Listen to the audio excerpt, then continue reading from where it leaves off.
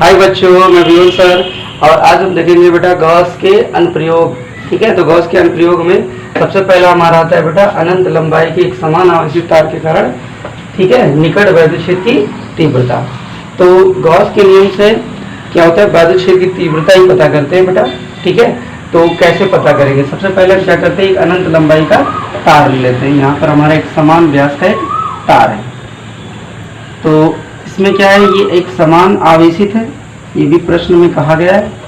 तो आवेशित है ना, अनंत लंबाई की एक समान आवेशित तार, तो इसमें प्लस धनावेश होंगे। तो हमने धनावेश ऐसे ऐसे करके दिखा दिए, इसमें धनावेश बहुत सारे हैं, एक समान रूप से और जैसे ही आवेशित है तो आवेशित ये अब बेलनाकार तार जो होता है वो बेलनाकार होता है। तो इसके आसपास जो पृष्ठ बनेगा, जो काल्पनिक पृष्ठ बनेगा वो कैसा होगा, गॉसियन पृष्ठ कैसा बनेगा, बेलनाकार बनेगा।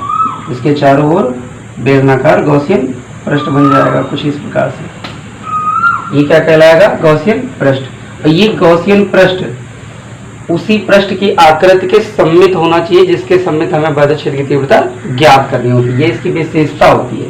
हम उसी के सममित पृष्ठ वाले को लेते हैं और बाकी पृष्ठों को क्या करते हैं, छोड़ देते हैं। जैसे इसमें कितने पृष्ठ, आपका एक ये पृष्ठ बनेगा, एक ये पृष्ठ बनेगा और एक ये वाला आपका ऐसे। जैसे इसका एक पृष्ठ ये हो जाएगा, एक पृष्ठ ये हो जाएगा और एक ये हो जाएगा। उसी तरीके से तार का जो पृष्ठ होगा, एक इधर वाला पूरा और एक ये तल बेटा और एक ये। तो यहाँ पर जितने तल बनेंगे उतने क्या उत्पन्न होंगे, वैद्युत फ्लक्स।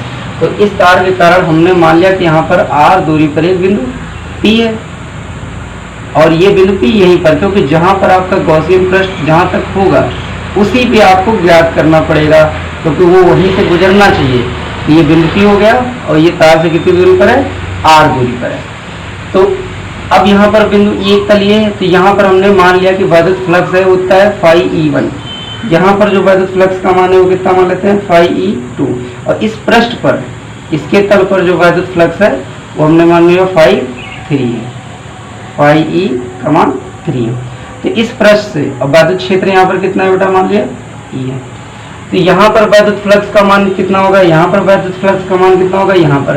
तो इस पृष्ठ पर सबसे पहले क्या ज्ञात करेंगे, कुल वैद्युत फ्लक्स। तो कुल वैद्युत फ्लक्स फाई बराबर कितना हो जाएगा, φE1 plus φE2 plus φE3। यहाँ तीन तल है तो तीन जगह पे वैद्युत फ्लक्स होगा, तो तीनों का वैद्युत फ्लक्स पता कर लेंगे।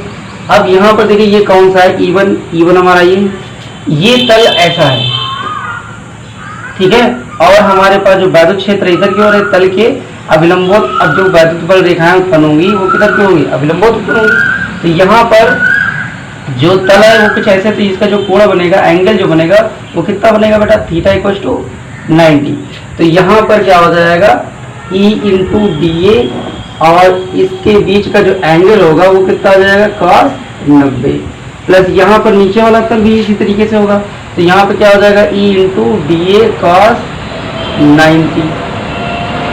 ठीक है, क्योंकि दोनों तल परस्पर क्या होंगे, एक दूसरे के सममित है। जो जितना मान इसका होगा उतना ही मान इसका भी होगा। तो ये E/dA cos90, क्योंकि 90 का एंगल बनेगा वैद्युत क्षेत्र और तल में, और प्लस यहाँ पर क्या E3 इस पृष्ठ पर। तो इन दोनों का जो क्षेत्रफल होगा, अल्पांश क्षेत्रफल dA मानते हैं बेटा। तो अल्पांश क्षेत्रफल dA है, तो इनके बीच का जो एंगल होगा वो कितना हो जाएगा, E/dA cos0। क्योंकि हमारे पास वैद्युत फ्लक्स का सूत्र क्या होता है बेटा, E/dA cos थीटा। ठीक है, कितना होता है बेटा, E/dA cos थीटा।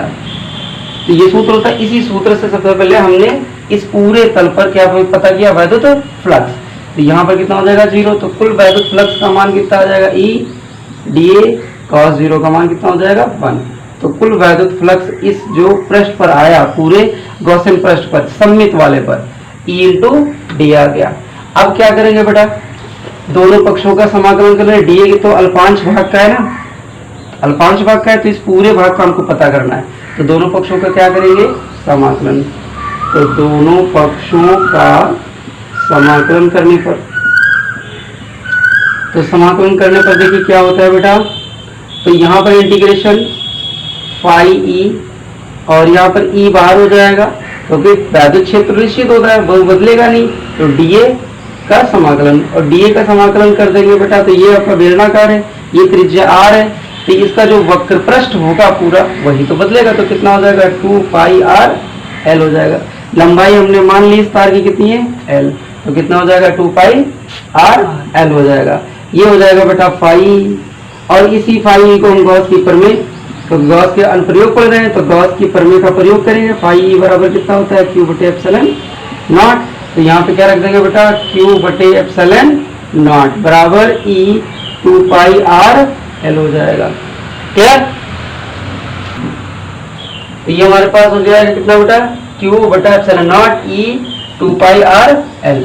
अब क्या करेंगे, ये हमारे पास गुणे में लिखा है तो इसको बटे में ले जाएंगे। तो जब बटे में ले जाएंगे तो देखिए कितना हो जाएगा बेटा हमारे पास यहाँ पर ई बराबर, यहाँ पर हो जाएगा 2 पाई, ये एप्सिलॉन नॉट है तो एप्सिलॉन नॉट, और ये आर है और एल है, तो क्यू बटे एल मैं अलग लिख दे रहा हूँ, ये अलग कर दे रहा हूँ। जो क्यू बटे एल होगा बेटा वो हमारा रेखीय आवेश घनत्व होता है। रेखीय आवेश घनत्व कितना होता है बेटा, लेमडा बराबर होता है क्यू बटे एल।